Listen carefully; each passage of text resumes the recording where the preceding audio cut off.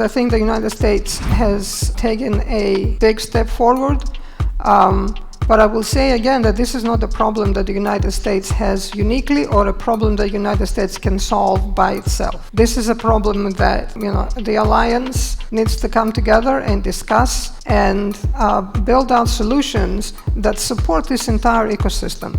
One of the perhaps least known provisions of the CHIPS Act is that $500 million is going to go to the Department of State through a new bureau so that they can begin to drive and create the alliance, again, including Korea and allied nations, that can come together to build out this future jointly for all of us. The United States government is not known for producing and putting in action industrial policy. Industrial policy is almost a dirty word for us in the United States. I was surprised when I got here, kind of hearing the extent of the concern that people have about the CHIPS Act and what it means. A number of times in the last couple of days that the pandemic had a great deal to do with the CHIPS Act. And in reality, it did not. The CHIPS Act, the genesis of it goes back, I would say, at least to 2015. In 2017, I led a study for the Defense Science Board that highlighted all the issues that led us to producing the CHIPS Act. We knew that for a long time our country was falling behind, was at danger of falling behind. I guess what the pandemic did do is it highlighted how important these chips that Willie talked about are for our country, not only for the defense of our nation, but also for the economic security of our nation. What it did is it gave impetus to approving the act. And I don't want to bore you with all the machinations of how a law like this gets to be enacted. In 2020, this law was passed with a 97-3 majority in the Senate. This was at a time of incredible political strife in our country, but everybody united to pass it. What passed was the authorization. In other words, Congress said to us that, yes, you can spend this amount of money.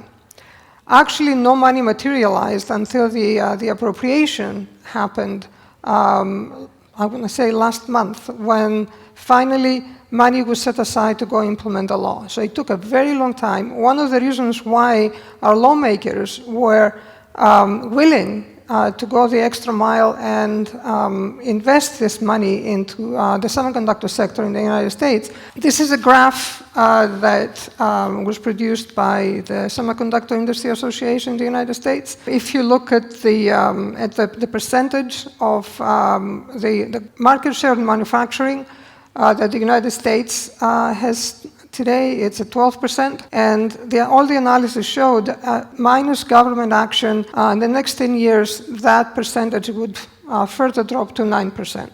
There are many reasons why that is the case. Some of them, honestly, government subsidies, and we can talk about that. Some of them, almost accidents. And Muli talked about the 20%, the 90% that TSMC has. One of the things that we talk a lot about in the United States is the subsidy question. Our calculations show that if you were to produce a chip in the United States versus a chip, say, in Taiwan, there's somewhere between a 20 and 40% cost advantage to do so overseas. And 70% of that cost advantage is due to government subsidy. So in other words, the United States looks at this and, we see a market that is in some ways distorted by local subsidies. And this is something that played a big role in deciding that we needed to move forward with something like the CHIPS Act. So, we wanted to redress that, and what does it mean for the U.S. to maintain leadership or to reclaim leadership, depending on your point of view? Certainly reversing the shrinking market share, world-class technology developed in the United States, a thriving research community, world's best human capital, All these things are really fundamental in the quest to be the best. So this is all fine and dandy, and I think that is something that the broader community, our allies, including Korea, need to come together and come to determination. So if you look at this graph here shows you where devices have been consumed, not where they're being made. If you put it all together, in the United States, Korea, Japan, Europe, 54% of the overall supply of semiconductors is consumed by these nations. So, it wouldn't be unreasonable, I think, for the alliance to say, well, if it's 54%, we're going to be self-sufficient. Say, for example, that come together, the Europeans, our allies in East Asia, the United States, all together we are self-sufficient in 54%. So this is, by the way, this is Victoria's number. This has nothing to do with any official policy of the United States. But what I'm going to do is I'm going to highlight that it's really important for us to be thinking strategically about where we want to be collectively as an alliance around semiconductors. That's not a conversation that's been had. Andy Grove, he built the business at Intel. I think we owe a great debt to him for the entire semiconductor industry. What he said in 2010 is that without scaling, we don't just lose jobs, we lose our hold on new technologies. And losing this ability to scale will ultimately damage our capacity to innovate. So that is at the heart of why it was really important for the United States government to step in and do something around this. And step in we did.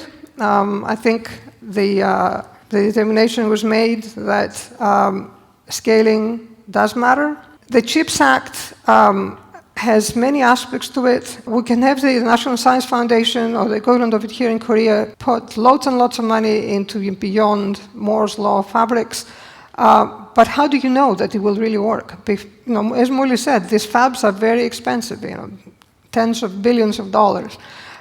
Nobody's going to go make those investments unless they know that this innovation that you have in your hand actually will pay off in terms of both performance as well as business-wise. Well, how do you prove that? Today in the United States, that is impossible to do, so companies have to go other places to do it. Some of them even have to go to Beijing, which is probably not ideal if you think about the geopolitics of that. The CHIPS Act is meant to be a comprehensive approach that takes all these kind of complex issues and puts together a puzzle that can take us from where we are today to where we need to be. And when you look at the life cycle of what it takes for innovation and business innovation in this space, there's the discovery piece, there's the work that the professors do in universities and laboratories, and things like new materials, new devices, new architectures. The Microelectronics Commons, which is funded at the $2 billion level, is where the proving happens so that we can build our systems level proof of concepts. Then there's something called the NSTC, which is funded at $11 billion as part of the commerce appropriation. And what that is all about is advanced R&D to scale to enable long-term leadership so that we don't again find ourselves in this situation down the road once we've made the initial investment of the CHIPS Act.